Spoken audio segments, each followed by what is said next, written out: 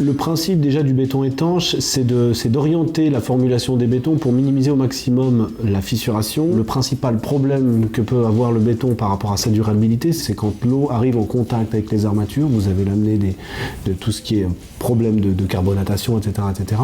Donc effectivement, le fait d'avoir un béton étanche, vous augmentez la durabilité de votre béton. L'avantage du béton étanche, c'est qu'en fait, on revient à une philosophie traditionnelle du béton, dans le sens qu'on lui impose des étapes assez courtes.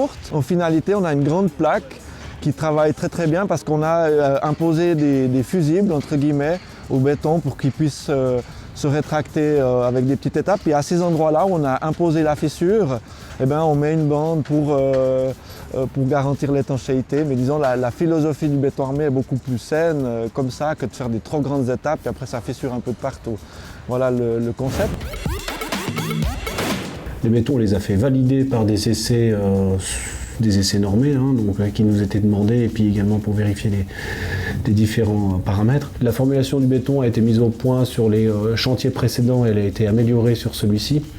Donc c'est essentiellement avec le partenariat de notre fournisseur de ciment, Holcim, et aussi surtout l'expertise de Sika en la matière, et puis notre expérience sur les bétons autoplaçants qu'on a depuis maintenant à peu près 15 ans.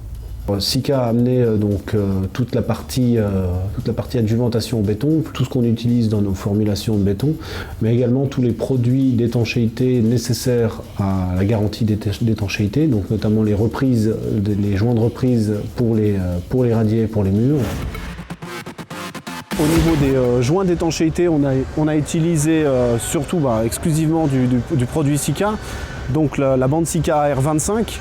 La particularité, comme je l'ai expliqué, au niveau de la géométrie, a imposé des formes particulières au niveau des reprises. On a eu des pièces sur mesure qui ont été faites par Sika. La soudure, encore une fois, a été assurée par nos équipes sur le chantier. Donc ça, c'est la première phase, c'est la mise en place des bandes sous radier. C'est ce qu'on a utilisé, c'est la bande AR25. On a utilisé aussi en complément les bandes de joint, les Sika Fucoswell.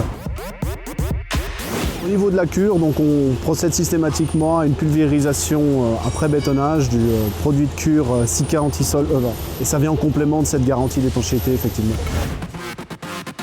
La philosophie du béton étanche Sika n'est pas dure à intégrer, dans le sens que l'entreprise et tous les collaborateurs de la construction ont des garanties supplémentaires en faisant comme ça. Et on sait que dans le temps ça va mieux se comporter, donc en général les entreprises sont prêtes à jouer le jeu pour intégrer le béton étanche. Un conseil pour les parties non habitées, souterraines, les garages, etc. Des hangars, les caves et puis les dalles sur parking aussi, vous pouvez faire en béton étanche. Quand on est dans l'eau et quand on est un tout petit peu dans l'eau, il a aussi son intérêt. Sika nous a aidés à la formulation, les produits apportés étaient les bons, les conditions financières forcément étaient suffisantes pour être les bonnes. Chez Sika, l'avantage c'est qu'il y a une écoute, il y a une disponibilité, ça c'est un point qui est vraiment pas négligeable. Le béton étanche a permis déjà, vu les contraintes assez importantes au niveau du planning, ça nous a permis d'éviter des temps d'exécution pour des ouvrages non prioritaires dans l'avancement général. Donc des tâches d'étanchéité, etc., qui n'auraient pas pu être intégrées dans un planning global qu'on a eu très serré.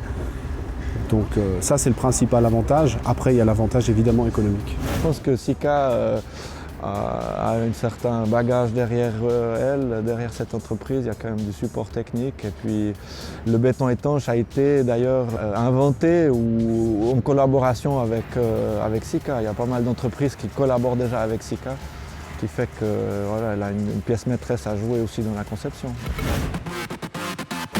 La principale recommandation qu'on puisse faire, c'est vraiment d'être rigoureux dans sa formulation, de suivre évidemment personnellement la formulation des bétons, la réalisation des gâchets.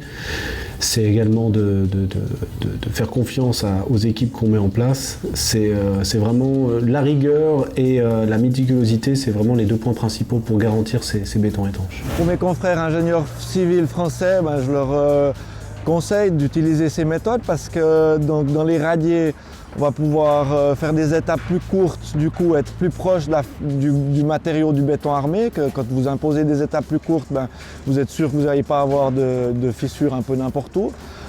Aux jointures entre des étapes de radier l'une et l'autre, on joue sur une réduction d'armature. Donc en général, on met 50% de moins dans l'armature de couture. Et à cet endroit-là, dans cette fissure, on va mettre une bande d'étanchéité.